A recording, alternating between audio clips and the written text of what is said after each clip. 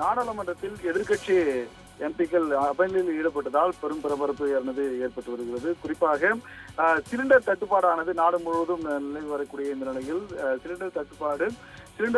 Cylinder வேண்டும் என மக்களவையில் திமுக உள்ளிட்ட கட்சி எம்பிக்கள் முழக்கமானது இட்டதால் ஒரு பெரும் பரபரப்பானது நிலவி வருகிறது. சிலிண்டர் தட்டுப்பாடு குறித்து விவாதிக்க நடத்த கோரி எதிர்க்கட்சி எம்பிக்கள் முழக்கமானது எழுப்பி வருகின்றனர்.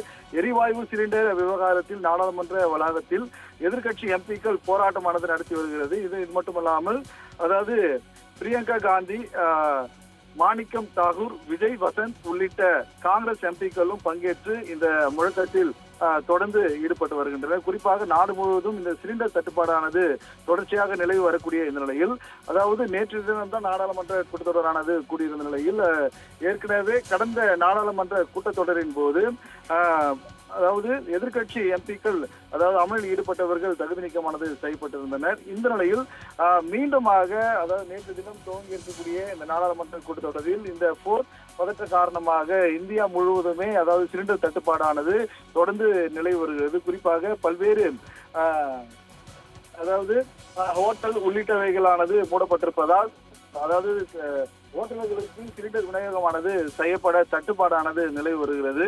இந்த நிலையானது தொடர்ந்து இந்தியாவில் ஏற்பட்டால் மக்கள் பெருதளவும் பாதிப்புக்கு உள்ளாவார்கள் எனவும் உடனடியாக இந்த சிலிண்டர் தட்டுப்பாட்டை தடுக்க வேண்டும் என இன்று எதிர்க்கட்சி எம்பிக்கள் நாடாளுமன்றத்தில் மக்களவையில் அதாவது சிலிண்டர் வேண்டும் மக்களவையில் திமுக உள்ளிட்ட காங்கிரஸ் எம்பிக்கள் தொடர் கோஷங்களை எழுப்பி வருவது குறிப்பிடத்தக்கது.